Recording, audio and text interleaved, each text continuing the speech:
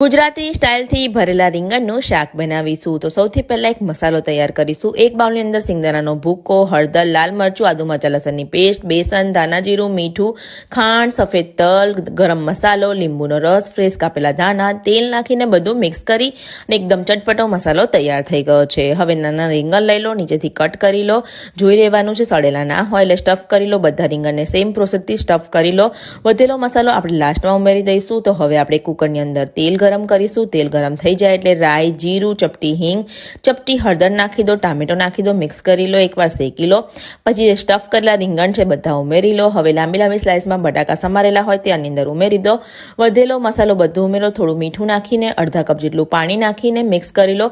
હવે એક જ સીટીમાં શાક તૈયાર થઈ જશે। તો બસ ઠંડુ થઈ જાય એટલે ફ્રેશ કાપેલા ધાણા નાખી દો। Like, share, Gujarati kitchen YouTube ચેનલને સબસ્ક્રાઇબ કરો। શાકને રોટલા, ખીચડી સાથે સર્વ કરો।